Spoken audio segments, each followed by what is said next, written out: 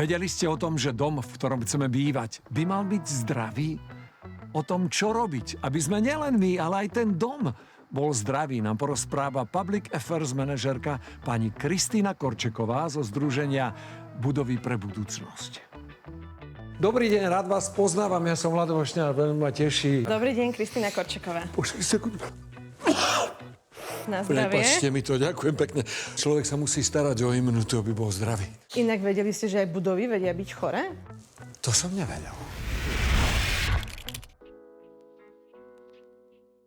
Už niekoľko desaťročí si ľudia všímali, že keď sú v určitých budovách, možno takých novších alebo obnovených, tak majú pocit nepohody, dokonca až také chorobné príznaky, ale chorí nie sú. A on sa to volalo rôzne, napríklad aj syndrom chorých úradov. Až v roku 82 Svetová zdravotnícka organizácia povedala, že teda je to syndrom chorej budovy alebo syndrom chorých budov.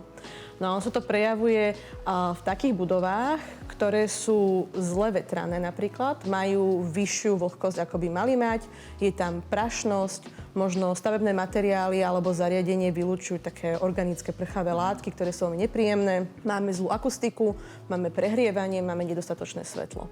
A zo všetkých týchto elementov nám môže vyvstať to, že sme chorí. Viete štatisticky, ako dlho človek trávi svoj čas v interiéri? Zhodou okolností viem, moderný mestský človek v interiéri trávi možno až 90% svojho času. A to si týka či dospelých, alebo detí. Viete, prečo sa to pýtam? Chcem vedieť, do akej miery ten syndrom chorej budovy vplýva na človeka, keď je tam tak dlho. No veď to, budova je chorá, nevie o tom a nevadí jej to, ale ten syndrom má symptómy u nás, u ľudí. Keby sme začali od vrchu, tak je to napríklad pálenie očí, podráždený nos, ktorý môže viesť až ku krvácaniu, je to škriabanie v krku, suchá pokožka a potom také všeobecné problémy typu bolí nás hlava, sme podráždení a nevieme sa sústrediť. A toto má presne vplyv na to, ako kvalitne vieme tráviť čas vnútri budov. Keďže v ňom trávime tak veľa času, či už prácou alebo oddychom, ak tam prežívame takéto symptómy, tak skutočne to nie je kvalitne strávený čas alebo kvalitne odvedená práca. Ako tento syndrom súvisí s použitým materiálom alebo technológiou?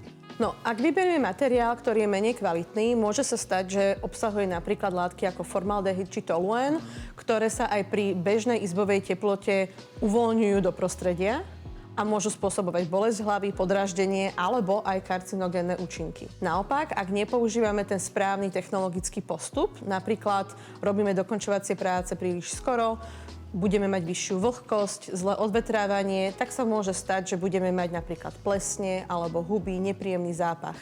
To znamená, je veľmi dôležité dobre vybrať materiál, ale aj ho správne použiť. A toto je teda moja otázka. Že vyberiem dobrý materiál a je to vyriešené? Mám dobrý postup technologicky a je to vyriešené?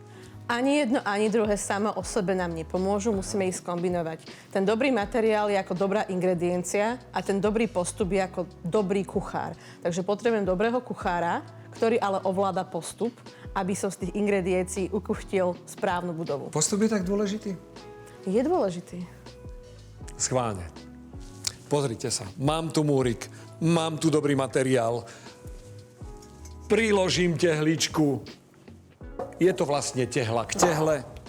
A chcete mi teraz povedať, že tento môj múrik je iný, ako keby ho staval nejaký majsterko, odborník? No vyzerá na prvý pohľad úplne rovnako, ale možno keby ste s ním žili, tak by ste zistili, že tá kvalita je možno menšia, ako by ste chceli. Takže ten postup skutočne dôležitý je, aby sa kvalita materiálu prejavila aj v realite. Takže, úplne na záver. Hovoríte teda, že prvý správny krok k zdravej budove je výber správneho materiálu. Môže byť správny materiál aj ten, z ktorého ja som si postavil svoj múrik? Áno, môže to byť aj dobrá tehla. Nič lepšie na záver nepotrebujem počuť. Počuli ste, že dobrý materiál znamená zdravý dom a to znamená zdravé, kvalitné, spokojné, šťastné bývanie. Pani Kristýnka Korčeková, ďakujem veľmi pekne. Ďakujem. Syndrom chorej budovy. To znie strašidelne. Nevhodným postupom výstavby a nevhodným materiálom si totiž viete zarobiť na poriadne problémy. Syndrom chorej budovy sa neprejaví hneď ako kašel alebo bolesť hrdla. Ono pekne postupne, tížko, dlhodobo nahľadáva zdravie svojich nájomníkov.